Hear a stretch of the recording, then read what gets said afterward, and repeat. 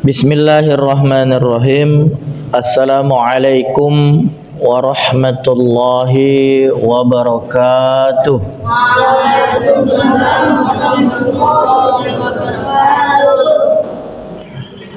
Alhamdulillah, alhamdulillahi rabbil alamin, wa bihi nasta'inu ala umurid dunya waddin, wassalatu wassalamu ala asyrafil anbiya'i wal mursalin wa ala alihi wa ashabihi ajma'in.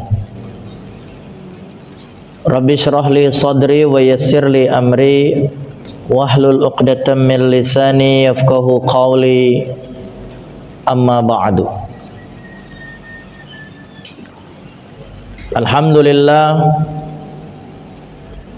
marilah selalu kita ucapkan kata syukur, kata pujian ini kepada Allah Subhanahu wa taala atas berbagai macam karunia nikmat yang telah dianugerahkan oleh Allah Subhanahu wa taala kepada kita semua.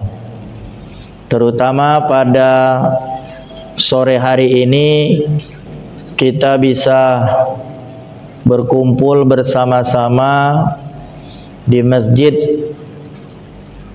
Al-Furqan. Ini betul Ustaz ya? Iya, Masjid Al-Furqan. Ini cak nama anakku yang pertama. Nama anakku pertama juga nama adikku yang meninggal. Jadi nama adikku itu namanya Furqan, meninggal dunia. Lalu dapatlah anak pertama. Akhirnya anak pertama itu disuruh bapak nama adikku itu. Jadi namanya lah Furqan. Namanya Furqan. Ini nama yang sangat familiar di Indonesia dan juga termasuk di luar, di Timur Tengah, Furqan. Tentunya keberkahan ini semuanya mendukung, tempatnya, ya, suasananya, waktunya. Sore itu pergantian malaikat siang dengan malam. Jadi ketika pergantian malaikat siang dengan malam itu, malaikat siang itu melaporkan kepada Allah Subhanahu wa taala kaget ke langit. Lagi ngapo katanya hamba-hambaku? Oh, katanya yang di Al-Furqan itu lagi belajar di masjid. Alhamdulillah, kita termasuk yang dipuji oleh Allah Subhanahu wa taala. Kemudian tempatnya juga, kata Rasulullah dalam sabdanya, majtama qaumun fi baitin min buyutillah yatluna kitaballah wa yatadarasunahu fihi la nazalat alaihimul malaika wa ghasyiyatuhumur rahmah. Allah akan dalam hadis tersebut menyebutkan tidaklah berkumpul satu kaum di salah satu rumah Allah lalu membacakan ayat Al-Quran, mempelajari Al-Quran, kemudian juga mempelajari ilmu agama lainnya, melainkan Allah turunkan malaikatnya untuk menaungi, ya, menaungi kita dengan sayap-sayapnya, kemudian kita mendapatkan rahmat daripada Allah Subhanahu wa taala. Cuman jangan gara-gara naungi kamu tertidur. Lagi kamu tertidur oleh naungan malaikat, jadi kamu dingin. Apalagi ini sambar AC pula. Subhanallah. Nah, ini keberkahan yang diberikan oleh Allah Subhanahu wa taala kepada kita. Kemudian mari kita perbanyak salawat beriring salam kepada junjungan kita Nabi besar Muhammad sallallahu alaihi wasallam. Allahumma salli ala sayyidina Muhammad wa ala alihi wa ashabihi ajma'in, wa ba'du. Sore ini pertama saya di Al-Furqan ini. Padahal Furqan ini kawan banyak di sini, murid banyak. Taunya tadi itu di mana? RPTC itu untung tidak melencok ke situ. Makanya tadi nanya Pak, tolong Sherlock, karena aku cek ini ngapa Pak, ada SMA IT arah Soekarno ini, aku bilang kan. Nah, cek aja benar berarti. Ini berarti cabangnya Subhanallah, satu keberkahan ini. Al-Furqan ini sudah melebarkan sayapnya ke Soekarno Hatta, Jalan Soekarno Hatta. Saya pun sebenarnya sangat bangga terutama dengan sekolah ini. Ini udah lama terkenal Al-Furqan ini Apalagi tadi dengar dari Ananda Arwan ceritakan, oh ini banyak Ustadz katanya, SMA-nya lado, SMP-nya lado, boarding school pula. Subhanallah. Ini satu keberkahan daripada Allah yang harus selalu dipertahankan. Kita bisa silaturahim, berjumpa. Kata Rasulullah dalam hadisnya itu, man ahabba ayyubsata lahu fi rizqih wa ayyun sa'alahu fi athari falyasil rahimah. Barang siapa yang kepengen rizkinya itu diluaskan oleh Allah, tunggu bagi ada makanan, baru nyebut ke baik itulah datang rizki. Lah nyengok kalau budak keluar. Nah ini satu keberkahan yumsato. Jadi kalau sering silaturahim itu akan banyak rizki, baik itu rizki berupa makanan yang biasa kita makan, ataupun rizki yang berupa ide. Tapi jangan berkumpul itu berkumpul untuk sesuatu yang mudarat. Tuh kan tak percaya kamu. Nyugu ke kita pacak makan ni tak.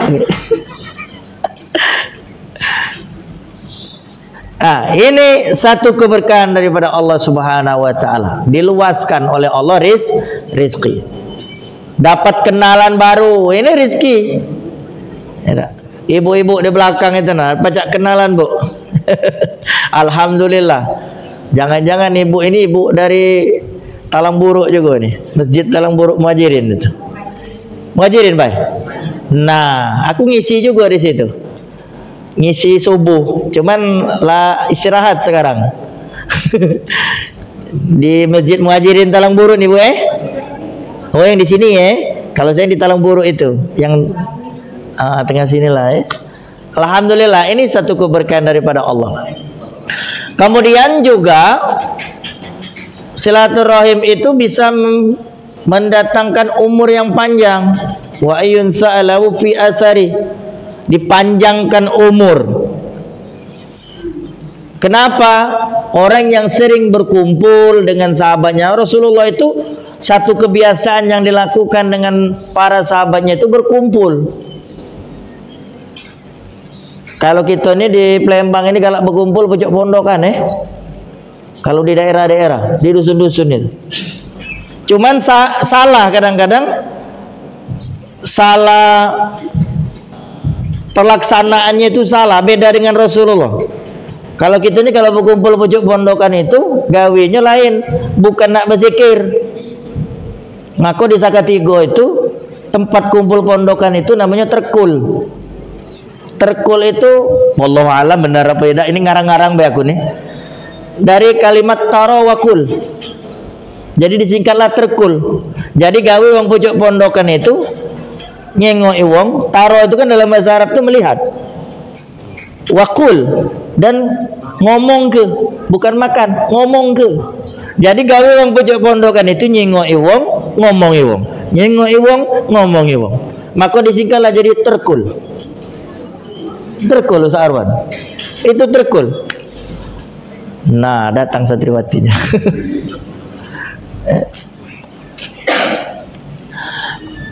Subhanallah, kita mencontoh Rasulullah sallallahu alaihi wasallam. Beliau itu dikenal dalam beberapa riwayat menyebutkan istilah hilaquz zikr, halaqah. Nah, halaqah itu bisa sedikit jumlahnya, bisa juga banyak.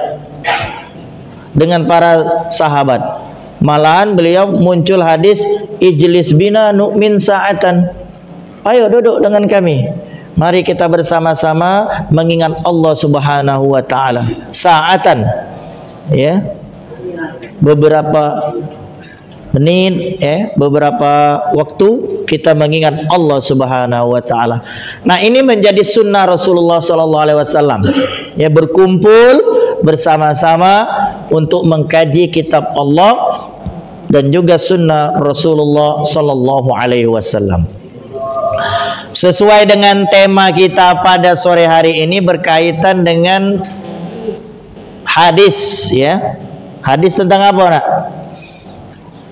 Tentang ilmu, ya, mencintai ilmu, ya, mencintai ilmu, menuntut ilmu. Ini sesuai dengan adik-adik sekalian yang lagi menuntut ilmu, ya. Alhamdulillah cuma Palembang inilah, tidak boleh terlalu jauh, kawan-kawan kita itu ada yang ke Jawa, berpisah dengan orang tuanya. Ada yang bukan ke Jawa, ke luar negeri menuntut ilmu itu jauh. Subhanallah, ini kita masih berada di satu provinsi, ya, regional istilahnya itu, ya, dalam provinsi, tidak terlalu jauh. Nah, menuntut ilmu ini sendiri merupakan salah satu kewajiban kita selaku umat Islam. Thalabul ilmi faridatun ala kulli muslim. Menuntut ilmu itu faridah. Faridah. Ya. Fardu ain atau fardu kifayah menuntut ilmu itu?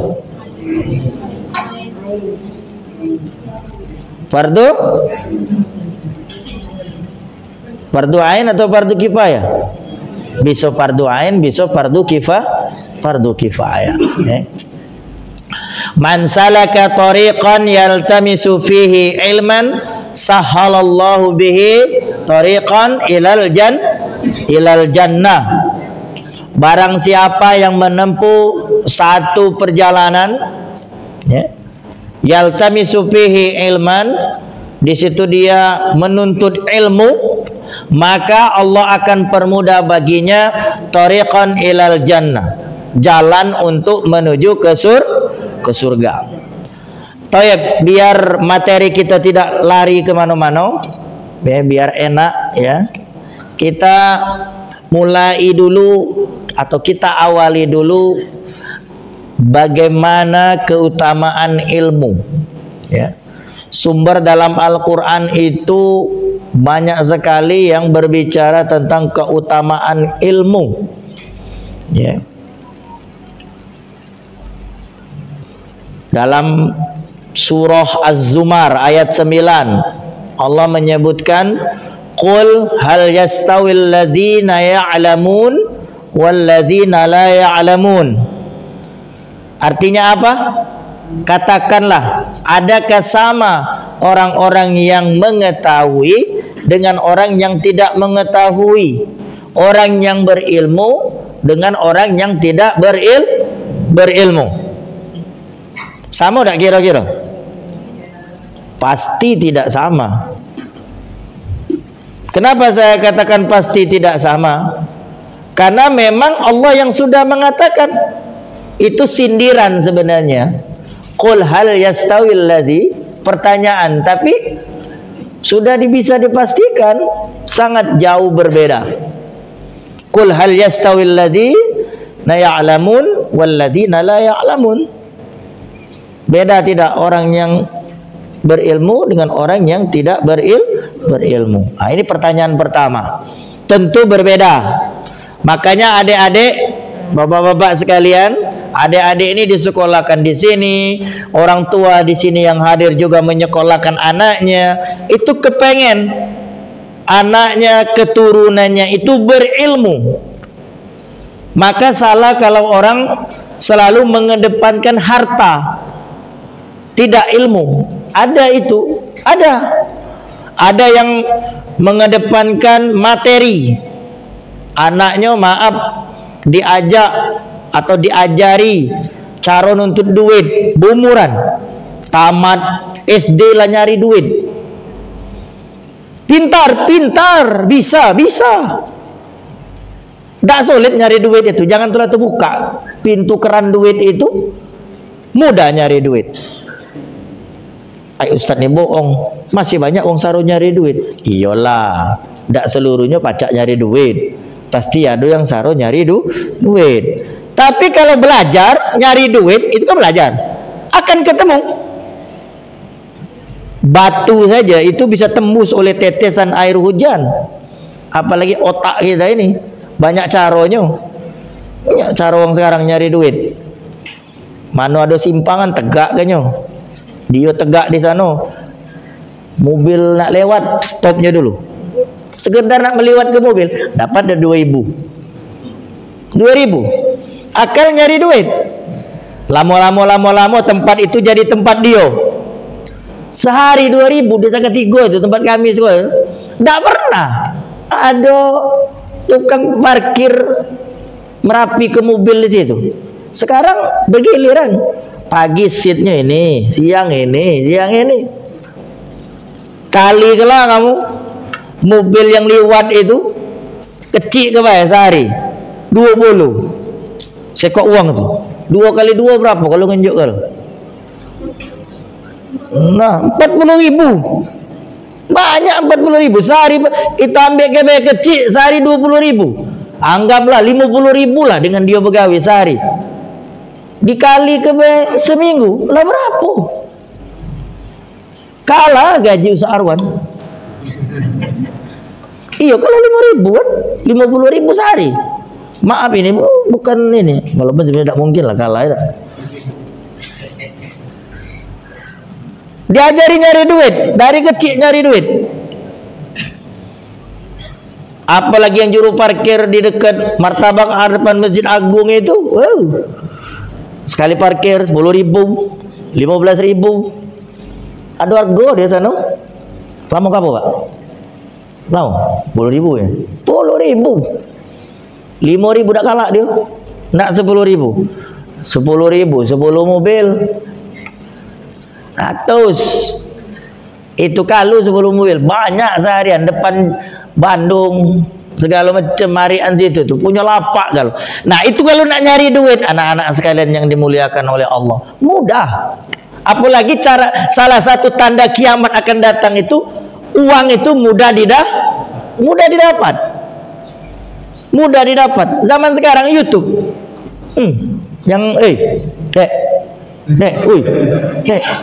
Nah kan jeku tadi sama dingin. YouTube, zaman sekarang YouTube. Anakku tuh ada yang hobi nonton. Mungkin kamu kenal anak. Kenal dengan Opet. Kenal ya? Cuy, kan? Nyebutkan 3 cara permainan Opet Ompet kan? Iya, Ompet. 3 cara mencari ini. 1, bawa sepeda, teka bapaknya melok gawe anaknya nyari duit. Berapa itu pemasukannya dari YouTube? Banyak. Kamu ini misalnya cara wuduk santri. Set. Wuduk santri kan? Apalagi bangun tidur subuh ya. Sini bah, di hidung bah dicucinya. Kini dah. Masuk ke di YouTube. Wow, coba. Unik. Kegiatan santri Al-Furqan, bangun tidur sampai tidur lagi. Masukkannya di YouTube. Like and subscribe. Jangan lupa share. Lanjut, angkot itu berputar terus. Jadilah Naswanah lah di Palembang. Najwa yang nyanyi kecil itu Aiswa Aswanah lah itu nyanyi Allahumma salli, kecil-kecil nyanyi cah itu itu suara dia, bukan bapak Nino Najib selawat, bukan. Senang, jutaan sekarang bapaknya sampai bisa buat pesantren. Mudah tak nuntut duit sekarang? Mudah. Cuman tak selesai terus sekalian yang dimuliakan oleh Allah, bapak-bapak juga. Kalau kita nak mengajari materi terus, efeknya dari kecil lah nuntut duit, tak galak lagi kuliah. Apalagi kita sekarang ada prinsip sekolah tu nak nuntut duit ujungnya. Berhentilah kau sekolah. Oh ya nak nuntut duit, udah. Sekarang nuntut duit dengan bapak. Mandaknya jadi tukang parkir, nyopir mobil kemana-mana. Efeknya kaget pas diolah besar. Makanya betul sebagian itu orang bijak mengatakan kepada kita, jika perlu anak itu jangan terlalu dini diajarkan mencari uang. Kalau dia sudah paham, itu bahaya. Nah, ilmu ini yang paling penting, yang perlu diajarkan. Maka dulu para muhaddis, seperti para ulama kutubus sittah, Imam Bukhari, Imam Muslim, Ibnu Majah, Abu Dawud, Tirmizi, An-Nasai, itu mereka melakukan rihlah fi talabil hadis. Mereka melakukan perjalanan mencari kitab hadis atau mencari hadis-hadis Rasulullah sallallahu alaihi wasallam. Imam Bukhari, dari mana kamu Imam Bukhari? Adik-adik, Imam Bukhari itu daerah Bukhara. Bukhara itu sekarang daerah pecahan dari Uni Soviet dulu. Kemudian imam-imam yang lain, mereka melakukan perjalanan. Dulu, bayangkan adik-adik, dari Bukhara itu, coba kamu cari di internet itu, di Google Map, daerah mana Bukhara? Bukhara ke Arab Saudi, ke Mekah, berapa kilometer? Berapa kilometer?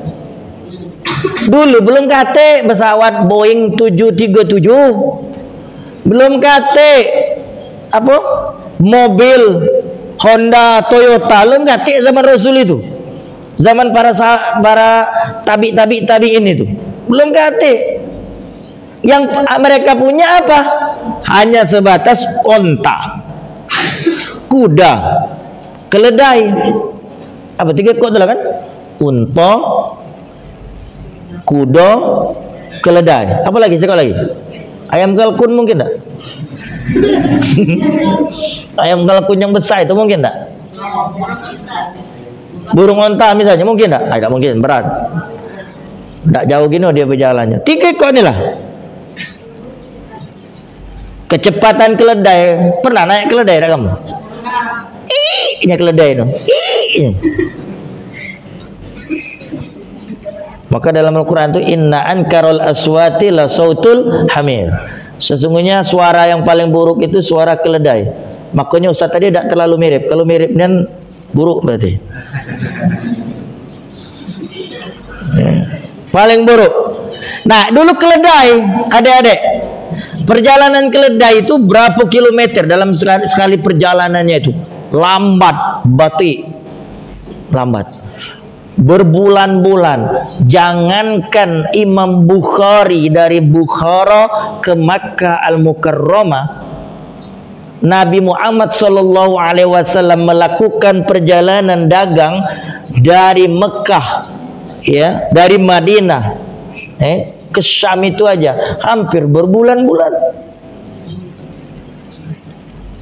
Mutar dulu seret melalui beberapa negara dulu baru bisa sampai. Kalau zaman sekarang sejam cukup. Dari Mesir ke Mekah itu cukup sejam naik pesawat Egypt Air itu. Swing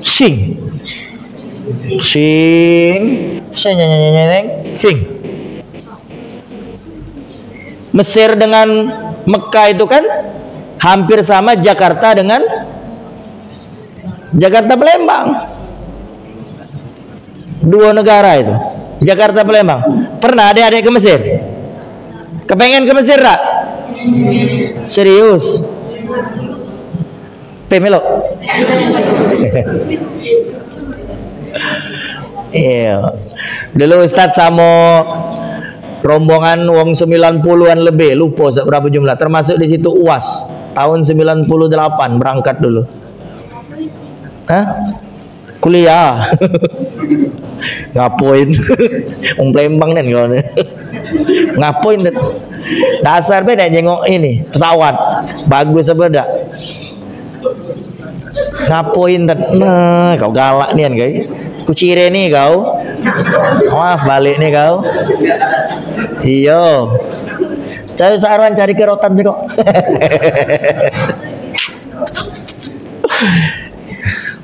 Naik pesawat, seret. Woi kata kami lemaknya dalam pesawat ini. Iyo. Sama-sama lugunya. UAS tuh masih lugu, Ustadz masih lugu. Tahu kamu UAS? Ustadz Abdul Somad deh. Ini Ustadz rombongan dulu kalau di Palembang ini Ustadz Toto dulu almarhum Ada Ustadz Mukmin. Itu yang barangan mereka berangkat itu. Jadi kita tuh ceritanya ada cerita lucu. Transit di mana di Jordan. Di Alia. Jadi ketika di Jordan itu, ya cara maka tuh wong dusun kalau kami ini. Kati wong kota wong Palembang itu wong dusun. Cak Ustaz ini asli wong dusun 100% sampai di KTP tertulis dusun 3. Di KTP tertulis dusun 3. Nah, sudah lemak juga nyebutkannya kalau perkenalan. Cuma mana lah tertulis di Lauhil Mahfuz sih, dusun 3. Sama Cak Ustaz Abdul Somad tuh wong dusun juga. Ustaz Toto tuh wong dusun juga almarhum. Cuma Ustaz Mumin itu lah wong kota, yang lainnya dusun kalau. Jadi kita datang ke situ tuh carung dusun kan. Di bandara makan, antri makan. Pas giliran makan itu, wow, lemak deh, ayam besar-besar. Iyo, dagingnya besar-besar nian. Ayam cair dah kamu, belempat. Iya belempat. Dado sayap, kemudian paha kiri kanan, belempat. Itu lauk kita makan dulu di asrama. Kita nyengok, pas lagi ngambil itu, tercungkuk lah apa namanya itu, buah. Buah ini warnanya ranum nian. Woi kata kami alang kelemaknya mirip anggur. Jadi betimap kawan-kawan tuh masuk ke dalam piringnya. Pas lagi makan, teluncat kalau makannya. Ngapo? Bekasnya buah zaitun yang rasanya pahit. Subhanallah. Pasti kamu terdiam, tidak pernah tahu masalahnya. Kaki kamu sekolah anak yo. Kita doakan semoga adik-adik ini ada yang ke Mesir. Amin. Iya, ke Mesir atau ke Yaman. Lagi perang tapi ya sekarang Suriah. Tembak Israel kamu. Tembak Zionis itu. Ke Yaman. Tapi sekarang udah mulai beralih ke Tunisia, Maroko yang agak aman. Tunisia, Maroko, kawan-kawan di situ. Nah, kembali ke tadi, beginilah jelas-jelas ada perbedaan. Kemudian di ayat yang lain, yarfa'illahu alladhina amanu minkum walladhina utul ilma darajat. Niscaya Allah akan meninggikan orang-orang yang beriman di antara kamu dan orang-orang yang diberi ilmu pengetahuan ke beberapa derajat. Orang yang berilmu, adik-adik, dulu ketika Ustadz kuliah, Ustadz ini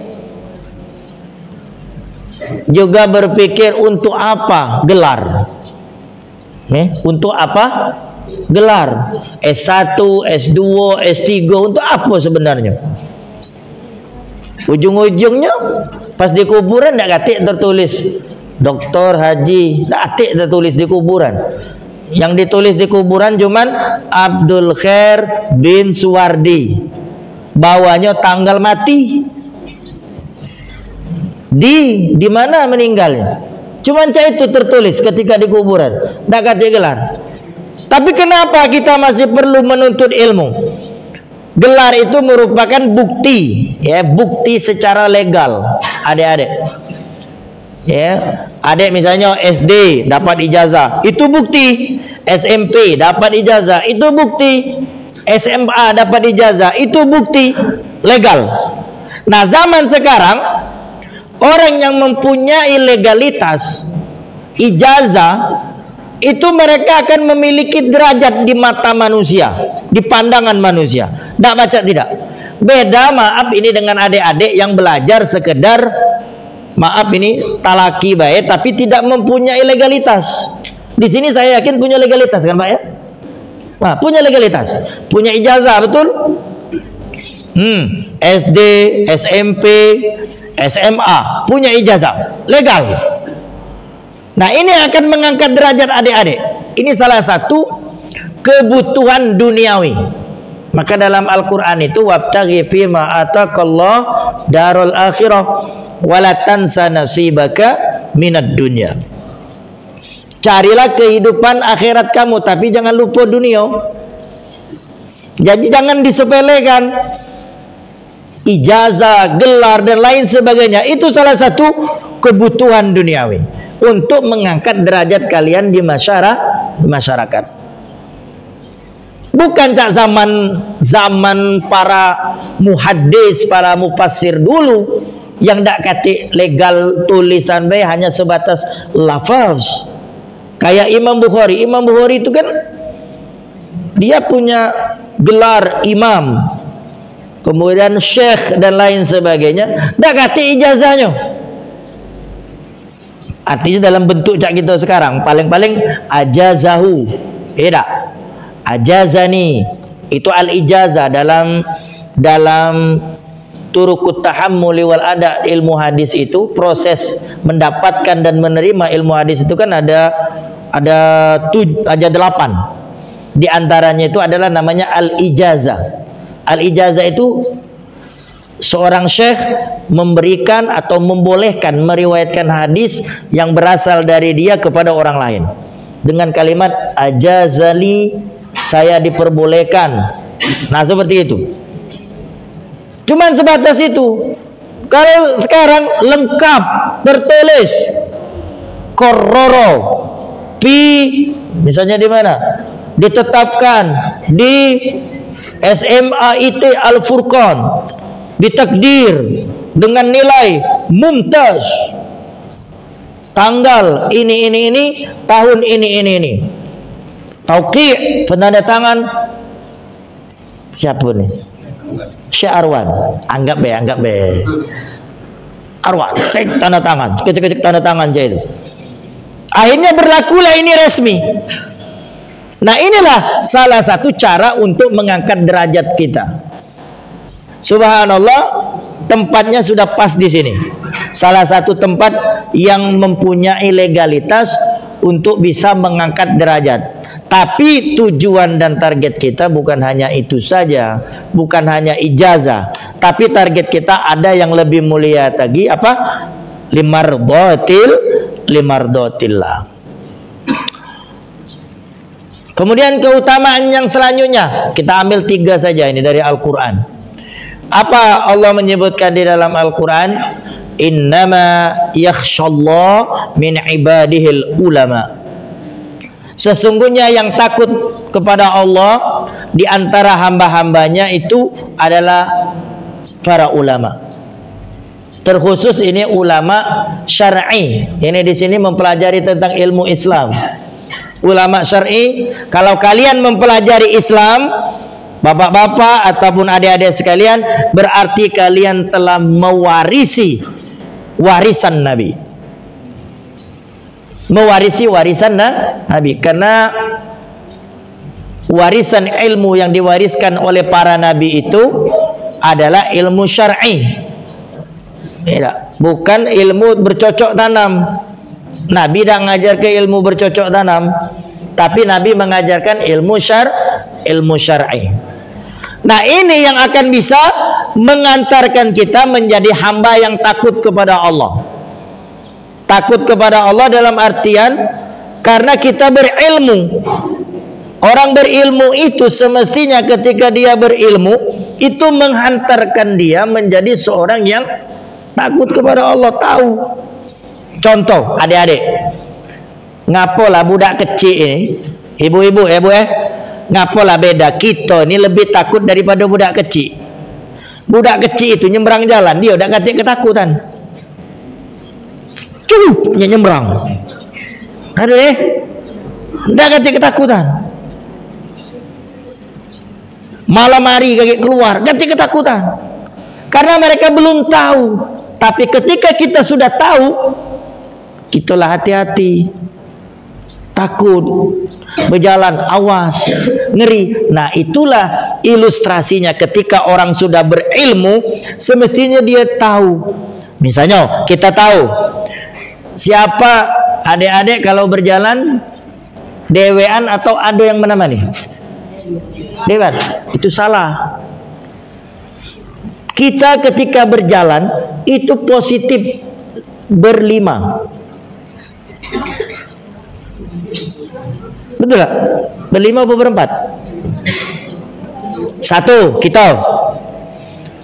Dua, malaikat, rokib, atid. Itu tiap hari. Tak kata malaikat, rokib, atid cuti. Pecah Ustaz Rizki. Mana Ustaz Rizki?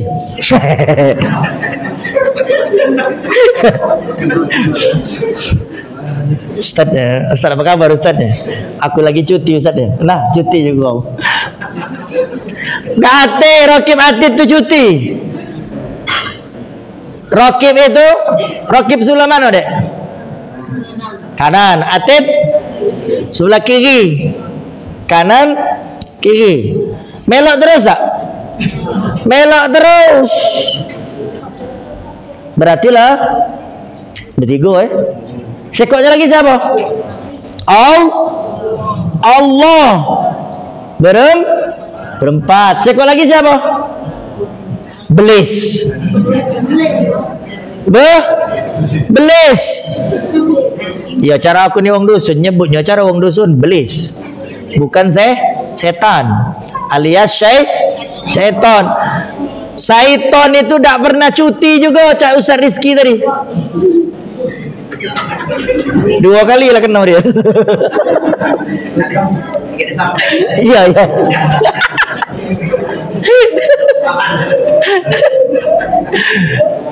Jadi malaikat tak pernah cuti, belis tak pernah cuti. Apalagi Allah Subhanahu wa taala full day, full time. Iya. Kamu ada kelas full day. Malaikat itu digaji dak dia. Ikhlas, nurut baik, tidur tak pernah, matanya terjelit terus. Pernah kamu nyengok malaikat tidur? Bagus kalau kamu pernah nyengok malaikat tidur. Nah, kita tahu kan, malaikat kita ni tak pernah hidup dewean. Tahu kan kita kan? Takut tak kita melakukan perbuatan dosa? Takut. Ni apa? Lagi mingat terus. Cak Ustaz ni lah. Misalnya ini kamera Sony. Sebelah sini kamera Sony. Sebelah sini kamera Sony. 4 tak? Sebelah an yamini wa an shimali, sebelah kananku, sebelah kiriku. Pucuk pula, bawah pula, belakang pula. Kamera. Ngiter gitu tiap hari, muter gitu tiap hari. Nak tidur kamera. Tak? Nak berjalan kamera.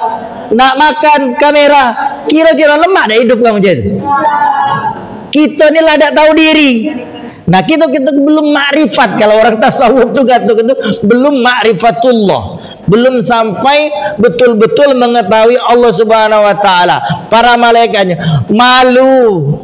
Nah, kalau kita misalnya lah tahu cak itu nak berbuat dosa, malu tak kita? Nah, orang yang berilmu akan mencapai capaian seperti itu dia. Mengerti. Nah, tapi kalau wong dak berilmu, wong awam, itulah yang gawe galak di pojokan-pojokan itu nah. Nggak tahu aku nak nyebut dia agak tersinggung karena dia rekam ini live caknya. Dia kena marah pula gitu.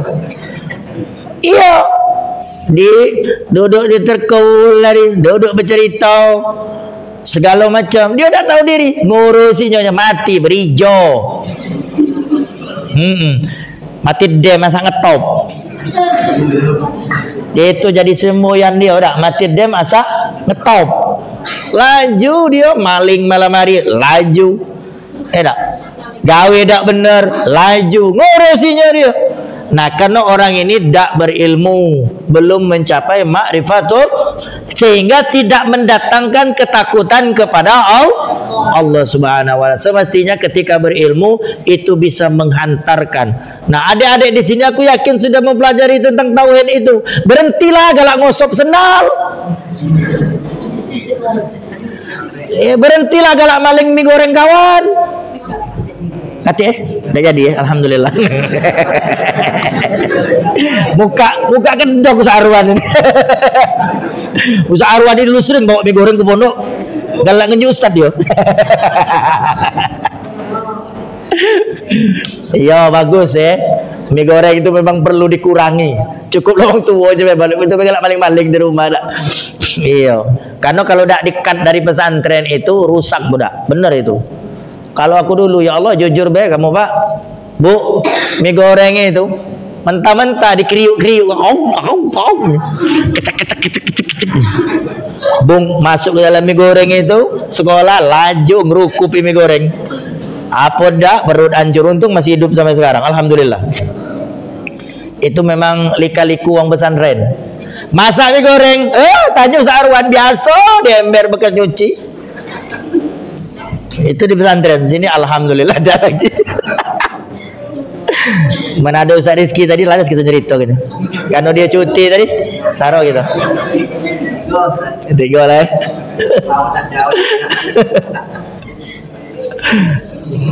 Lemak nih dia lagi di Mekah ya. Dalam sebuah riwayat disebutkan, nah ini hadisnya, bahwasanya Rasulullah Shallallahu Alaihi Wasallam ketika itu duduk di masjid, wan nasu ma'ah. Nah ini yang tadi kita kebiasaan Rasulullah itu berkumpul dengan para sahabatnya di dalam masjid, ya. Para sahabatnya itu mengitari Rasulullah Shallallahu Alaihi Wasallam. Idz aqbala salasatu nafar. Ketika itu tiba-tiba datanglah 3 orang. Fa aqbala isnani ila Rasulillah Shallallahu Alaihi Wasallam. Lalu 2 orang, 3 orang tadi, 2 orang pertama menghampiri Rasulullah Sallallahu Alaihi Wasallam. Fa amma ahaduhuma, sedangkan salah satunya, fara'a furjatan fil halqati fajalasa fiha. Melihat tempat yang kosong di perkumpulan tersebut, maka ia duduk di sana. Ini yang pertama tadi 2 orang tadi melihat ada tempat kosong, mereka duduk di tempat kosong itu, 2 orang itu. Sedangkan yang satu lagi kata sahabat ini duduk di belakang mereka, duduk di belakang mereka, bukan di tempat halaqah. Jadi 2 orang tadi berputar ini ya. Misalnya ada yang kosong, dia masuk di situ uang 2 tadi. Yang sekoknya tadi duduk di belakang malu-malu. Lalu apa kata Rasulullah Sallallahu Alaihi Wasallam?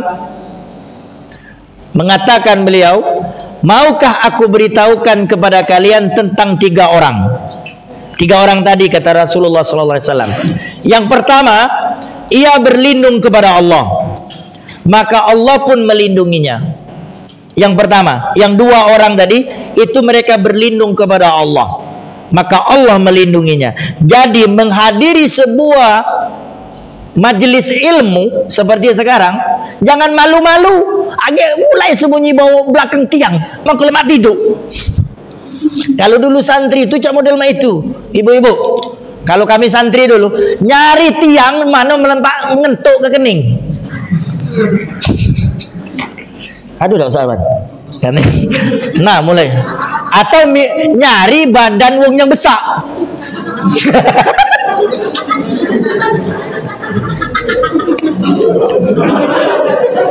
Aduh sini. Badan. Nyari badan wong yang besar, ya, badan yang besar. Mulai nyempit-nyempit melurus ke badan, mangko pecah harimau sembunyi di ilalang sebatang, tak? Nah, nya duduk je. Semuanya dia. Nah, jangan seperti itu. Harus pede, harus menunjukkan keberanian. Adik-adik, dengar ya. Kalau ada pengajian, jika perlu kamu tuh duduk di depan setnya, tapi jengok dulu. Kalau ada Pak Jokowi jangan. Sambar pas pampres kamu belakang. Atau ada menteri, atau ada gubernur, jangan, jengok dulu. Tapi carilah tempat yang di situ kita terang, kita bisa melihat dengan jelas. Kalau lagi belajar, jangan sembunyi-sembunyi, jangan takut-takut. Kata Rasulullah SAW, orang yang dua tadi, yang dia masuk ke tempat kosong itu, langsung duduk di situ. Nah, orang ini mendapatkan perlindungan daripada Allah Subhanahu Wa Taala. Jadi kalau belajar adik-adik, jika perlu jangan galak duduk di belakang. Dek ya, dek. Calaman tidur dek. Sekali tidur. Gaya wong pondok ni itu tuh. Jadi cari tempat yang terang, jangan tempat yang gelap. Tempat yang mudah kelihatan, pendengaran kita jelas, mata kita jelas. Itu yang diajarkan oleh Rasulullah sallallahu alaihi wasallam. Nah, kata Rasulullah, yang pertama, yang kedua tadi, yang sendirian tadi, ia malu-malu. Belajar itu jangan malu-malu. Maka Allah pun malu terhadapnya. Nah, malu ternyata Allah terhadap orang tersebut.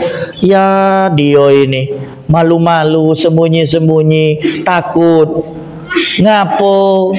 Nah, jangan ketika belajar dak kate bahasa yang namanya malu. Belajar itu harus cari tempat yang terbaik. Jadi kalau ada misalnya kaki wong Arab, adik-adik yo. Kalau ustaz dulu ada wong Arab itu, woi ngejer nian. Dulu ada namanya Ustaz Syekh dari WMI itu apa namanya? Ustaz lupa tuh. Ada Ustaz Yusuf Alian dulu ya. Ada Ustaz Abdus Sattar ke pondok kita itu belajar. Kita nyari nian cangkir sisa dia minum. Kata kita malu kan. Kita ngambil berkahnya. Woi Ustaz bid'ah itu berkah kati-kati. Tidak ada berkah. Itu bid'ah. Benar itu. Rasulullah pun juga seperti itu. Para sahabat dengan Rasulullah. Kita dengan para ulama ngambil. Woi siapa tahu kita pacak ke Arab. Itu cita-cita kita dulu. Alhamdulillah tembus ke Arab. Bisa jadi gara-gara minum banyu sisa saya tadi di Teluk Putih itu, Ustaz pacak ke Arab. Karena betulan acaranya di Teluk Putih. Tapi jengok dulu Ustaznya tuh si nyiso itu bersih tak kira-kira. Sisa minuman Ustaz itu tidak bersih. Apalagi zaman Covid. Jadi jangan kamu minum. Hijau-hijau. Jengok juga ustaznya tuh. Pembersih dah, tak? Ada pula kena. Jangan basing kamu ngirup ke.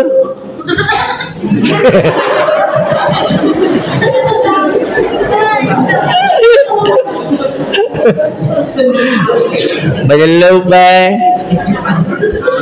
kamu ini galak. Sisanya buah-buahan. Itu bukan sisa buah-buahan. Itu untuk panitia. Langsung kamu ambil. Mencak roti ni kan. Tak dimakan oleh ustaz. Kamu laju je budak. Santri itu model macam itu. Selalu canak nerbab cak harimau. Ya. Panjang materi kita, masih panjang. Sekarang kita akan mempelajari tentang siapa itu muta'allim, siapa itu alim atau talibul ilmi, siapa itu orang awam. Ada sebuah ungkapan suatu ketika Kumail bin Ziyad An-Nukhai berkata bahwa Ali bin Abi Thalib pernah mengambil tangannya lantas berkata, Kata beliau apa? Ya Kumail bin Ziyad, al-qulubu aw'iyatun. Kata beliau, wahai Kumail bin Ziyad, ingatlah, ku bacakan artinya ya. Karena kamu ku baca ke bahasa Arab pening juga gitu. Apalagi lah petang nih. Hitung Palembang masalahnya. Ustaz ini bahasa Arab kami tertidaknya, bacalah artinya Pak Ustaz. Lamunnya. Hati itu ibarat wadah. Hati kita itu, kata Ali bin Abi Thalib. Hati yang paling baik itu adalah yang paling banyak menampung kebaikan. Ingatlah apa yang akan aku katakan kepadamu. Pertama, manusia itu ada 3 golongan, kata Ali bin Abi Thalib kepada Kumail. Pertama golongannya itu adalah alim rabbani. Itulah para ulama. Itulah para ustadz kalian ini. Alim rabbani. Para ustadz di SIT Al-Furqan ini, mereka lah yang masuk kategori alim rabbani. Yang kedua, penuntut ilmu. Ini nah, yang ada kepia mengot, rambut tak lurus, ada kepia petanya sampai peta Sumatera Selatan, ada kalau dalam peta itu bawahnya tuh. Ya, matanya sayu, tak mandi pagi, belum mandi petang, memang belumnya kamu ya. Ada kalau sempak lagi berubah berapa kali, setel kanan, setel kiri. Itu santri itu, celana dalamnya ada. Nah, ini thalibul ilmi. Dan yang kedua adalah orang awam yang mengikuti setiap orang yang berteriak. Gawe dia meloi kemana ada angin. Angin ke kulu, angin ke kiri, itu orang awam. Jadi dek, adik-adik ini masuk orang awam atau orang yang punya ilmu? Punya ilmu. Ini apa? Awas kalau disuruh oleh mudabbir enggak usah turuti ya. Kamu tuh marah. Ustaz, jangan perintah aku Ustaz ke kulu ke kiri. Kata Ustaz itu, ngapo? Orang yang pintar itu dia dak meloi ke kanan, dak meloi ke kiri. Tetap kamu kalau disuruh Ustaz tetap meloi. Itu beda. Yang masuk ke kiri ke kanan ini, inilah fenomena dunia sekarang.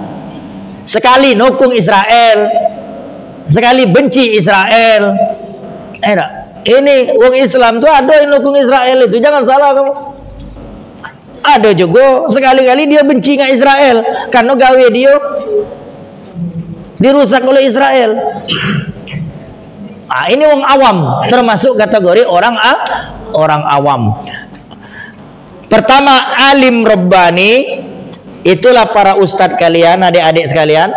Kemudian yang kedua adalah siapa mereka? Yaitu para penuntut ilmu, talibul ilmi. Itulah adik-adik sekalian yang dimuliakan Allah. Kemudian yang ketiga adalah orang awam. Lalu bagaimana? Yang pertama al-wasil, ya, orang yang tadi ya, mengajarkan para talibul ilmi dengan ilmu-ilmu yang mereka miliki. Di sini ada pelajaran ilmu kauni, kemudian juga ada pelajaran ilmu syar'i. Ilmu syar'i itu apa adik-adik contohnya? Pelajaran apa? Adik-adik, ilmu syar'i itu pelajarannya apa contohnya? Fikih, hadis, tafsir, apa lagi?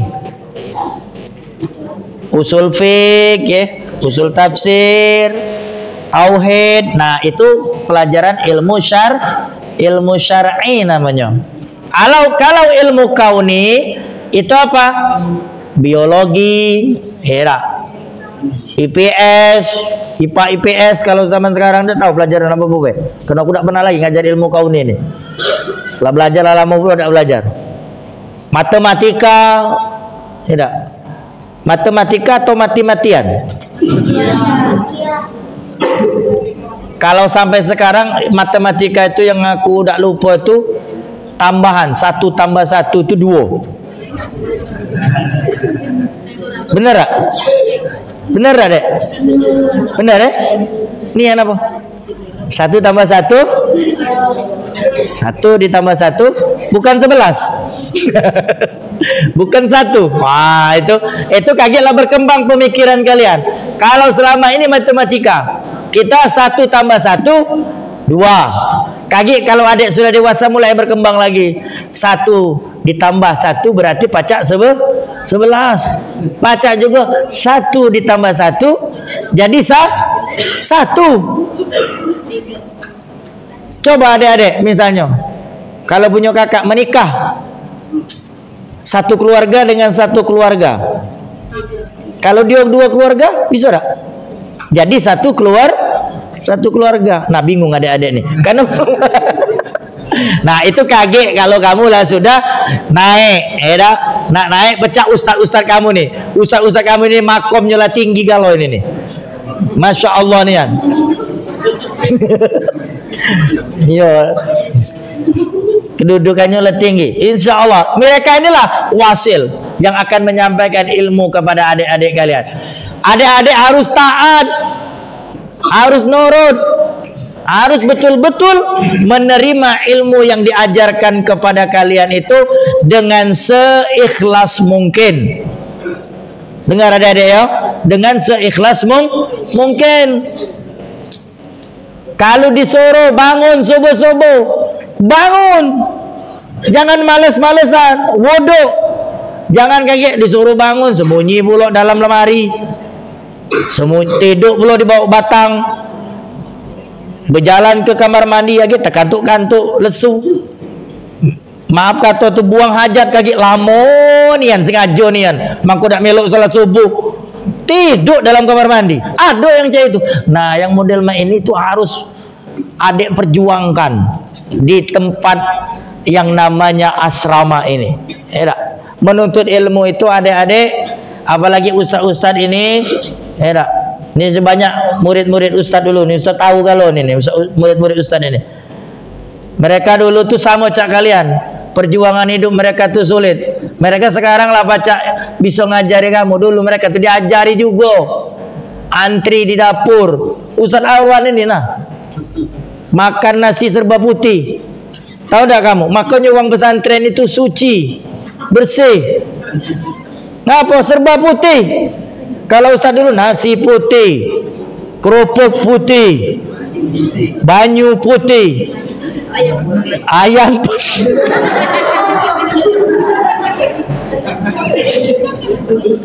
Sayur kobis warna putih pula.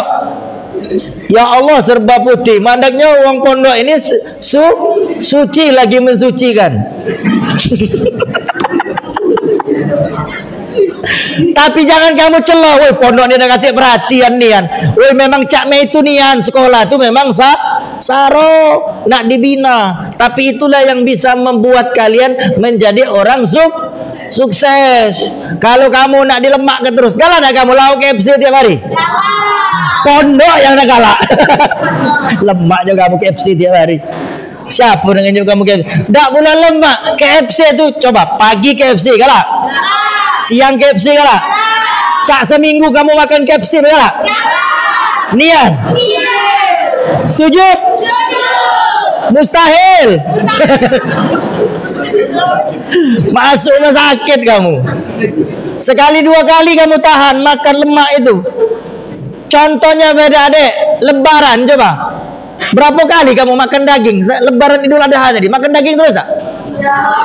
Sakit-sakit ke gigi kamu, bosan-bosan galak makan bakso tiap hari? Ah, kamu nih galak-galak be. Ngerti? Itu ada batasannya karena lemaknya makanan itu sampai di mana? Dari mulut ini sampai ke leher inilah. Kalau dari sini ke bawah lah banyak prosesnya, berubah kaki lah warna kuning atau hitam, hijau. Iya. Apa? Nah, lado pula saya warna biru kan. Itu khusus untuk yang darah biru, yang keturunan raja. Yang warna nya warna biru. Ada pula warna biru kata dia. Nah, ini perjuangan dalam rangka mencari ilmu, talibul ilmi. Jadi harus betul-betul bersabar. Karena kalau tidak seperti itu, adik-adik tidak bisa menjadi orang. Kamu sebenarnya jadi wong, kamu tuh lah tercuguk, ada mata, ada hidung, ada mulut, ada telinga. Cuman kita ini kepengen betul-betul menjadi manusia. Maka ada istilah memanusiakan manusia. Insaniyatul insan kalau dalam bahasa Arab itu. Memanusiakan manusia. Sekarang banyak manusia cak bukan manusia. Bukan alien. Asing juga. Ini lemak kalau ceramah dengan santri nih, Pak Ustadz. Kita nak melok irama dia. Aku tadi bayangan aku ceramah di sini, lah tua-tua kalau. Nah, aja ku santri. Sama Cak Nurul Hidayah yang di mana di dekat apa? Yang punya Kiai Nawawi itu. Bukan di mana? Ya Al-Karya Jaya. Pesantren Nurul Quran, bukan Nurul Hidayah, Nurul Quran. Aku ngisi juga di situ puasa. Kukira ustaz-ustaz kalau santri mati dengan santri. Pecah jadi ayah cerita dengan santri ini. Tapi inilah nikmatnya sama mereka-mereka ini. Kalau bisa kita kemas dengan irama mereka, insya Allah nikmat. Tapi kalau kita tidak bisa mengemasnya, matilah kamu ceramah depan santri ini. Duduk ngiler dia. Ya, ini yang perlu diperhatikan oleh adik-adik. Jadi kesabaran dalam menuntut ilmu. Maka kata Rasulullah SAW, la hasada illa fisnataini. Tidak boleh kita itu hasad, dengki dalam artian baik ya, kecuali kepada dua orang. Pertama, rajulun atahullah, seseorang yang diberikan oleh Allah malan fasullita ala halakati fil haq, tapi dia infakkan di jalan Allah Subhanahu wa taala. Nah, orang seperti ini kita harus iri. Kita berharap kepada Allah kita juga diberikan seperti itu. Uang berduit. Contoh pemilik yayasan ini kan salah satu bukti dia menginfakkan ya hartanya di jalan Allah, mendirikan yayasan ini. Artinya memanfaatkannya untuk kebaikan. Ini salah satu wujud yang harus kita tanamkan dalam, oh ya aku membaca cak itu nak cak itu juga. Iri kita dapat duit tapi di jalan Allah, galak bangun masjid, ada duit galak berinfak, ada duit kalau Ramadan galak ngenyuk Maidatur Rahman, galak ngenyuk uang makan, ada duit, pokoknya dia ada duit ringan tangan untuk berinfak di jalan Allah. Orang seperti ini kita iri, tapi bukan pencitraan. Apalagi nak kampanye ini, nah jangan itu bukan yang model itu. Tapi kita kepengen betul-betul murni karena Allah Subhanahu wa taala. Kita dulu merasakan adik-adik ketika kuliah dulu, orang-orang kaya orang-orang kaya di Mesir itu subhanallah dek. Kita ada utang dinjuk dibayari. Cara mahasiswa kan, kita udah ganti duit dinjuk duit.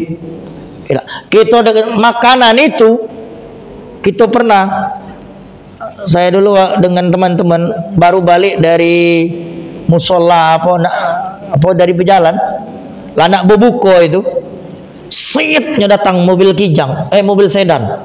Kami kira nak ngapain? Naik kami ke trotoar. Ngapa Pak? Ngeluarkan santo dia, kantong besar itu, isinya Pak bulan puasa itu, isinya itu nasi lengkap full, daging besar, bukan cak gitu, daging rendang kecil itu, sana besar dagingnya. Iyo,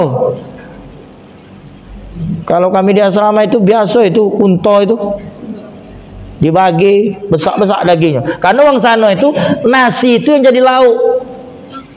Kebiasaan mereka. Kalau kita lauk jadi lauk nian.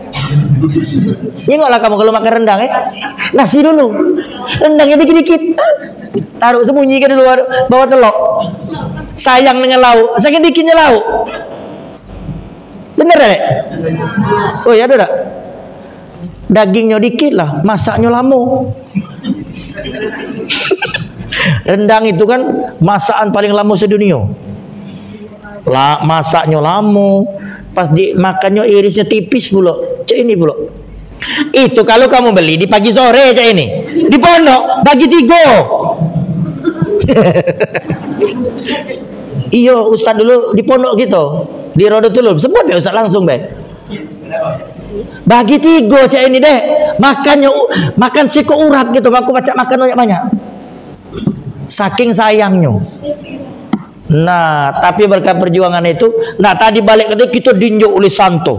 Baiknya mereka itu, subhanallah mereka berikan itu. Nah ini yang kita kepengen, ya Allah, muncullah dalam benak kami para mahasiswa dan mahasiswi di situ berpikir, ya Allah kata kami, kalau kami punya duit kepengen lacak mereka ini. Nah ini yang kita iri, yang kata Rasulullah SAW tadi. Yang kedua, warajulun atahullahul hikmah. Seseorang yang diberikan oleh Allah ilmu ataupun hikmah, fahuwa yaqdi biha wa yu'allimuha. Ia mengamalkan kemudian juga mengajarkannya.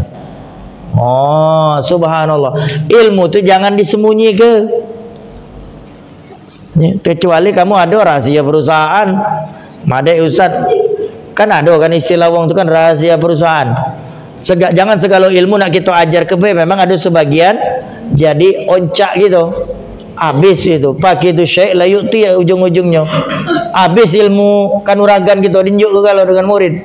Ustaz, oi Ustaz, jangan segala ilmu kamu njuk ke kalau. Lagi kamu hebatlah murid daripada Ustaz. Nah, kata kamu, para santri sekalian, ilmu lah Ustaz njuk ke kalau dengan kamu. Jadi Ustaz mati sudah ini. Jangan, tapi ada ilmu yang khusus milik kita, yang itu menjadi keistimewaan kita, itu boleh-boleh saja. Yang pada akhirnya nanti kita ajarkan juga, kepada murid. Nah, orang seperti ini kata Rasulullah SAW, bolehlah kita untuk iri dengan mereka. Dan kita berdoa kepada Allah Subhanahu wa taala, semoga Allah memberikan keberkahan kepada kita dan juga kepada tadi guru yang mengajarkan kita. Sebenarnya ini masih baru halaman 5, cuma jadilah karena jam 5. Sesuai nih 5 jam 5. Jadi kita rasa cukup sampai di sini baik pertemuan kita sore hari ini. Kalau adik-adik mungkin nak makan sore ya sore ini. Lawa apa hari ini? Tidak tahu. Apa Arwan bocorannya sore ini? Kita berharap semoga ya tadi yang kita sampaikan bisa menjadi semangat untuk adik-adik, ya, terutama selama menimba ilmu di SIT Al-Furqan ini sebagai perkenalan. Oh iya, belum perkenalan terakhir ya. Perkenalan, mungkin adik-adik bertanya, nama Ustadz ini Abdul Khair. Ya, asalnya dari Tanjung Gelam Indralayo. Bertugas di UIN Raden Patah Palembang. Ngajar di UIN Raden Patah Palembang. Punya anak 3. 1 lah tua, 2 masih kecil. Yang lah tua alhamdulillah kemarin baru selesai tahfiz 30 juz di mana? Di Lampung. Naik kelas 2 Alia sekarang. Di sini dia kelas 2 Alia ya. Nah, jadi pindah lagi ke Rodotul Ulum kelas 2 Alia, baru selesai 4 tahun. Jadi SD nah SD, tamat SD langsung Ustaz untal ke Lampung situ nah. Untal ke nian situ. Jadi nyengok dia tuh baru bisa kalau lah 5 juz. Kalau dia ujian 5 juz, Ustaz ke sana. Nyimak dia. Itu 2 bulan 3 bulanan baru. Ujiannya ada tertutup, ada terbuka, ada tasmi segala macam. Yang 2-nya masih kecil baru bersunat sekarang. Iya, kemarin baru bersunat di rumah. Masih kelas 3 SD dengan kelas 1 SD. Ya, masih kecil nih, memang agak jauh jaraknya. Istri sebenarnya nak nyebut ke 4 Ustaz ini, istri. Karena nama istri Ustaz itu Robi'ah.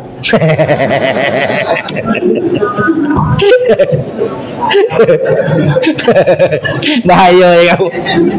Jadi Ustaz ini kalau ditanya, Ustaz tak nikah lagi? Ustaz lah tak bisa lagi. Lempat. Wih, bener boy. Iya, Robi'ah. Iya. Ya, istri kebetulan sama-sama alumni.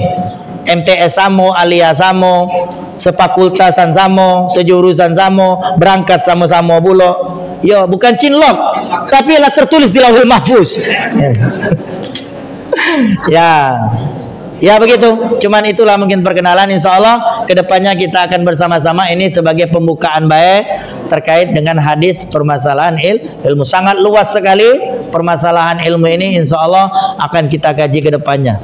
Semoga Allah Subhanahu wa taala memberkahi kita semuanya dan menjadikan pertemuan kita pada sore hari ini menjadi salah satu pertemuan untuk mempererat ukhuwah persaudaraan kita. Yang belum kenal bisa kenal, dan kita semuanya akan dipertemukan oleh Allah Subhanahu wa taala ke dalam surganya. Amin ya rabbal alamin.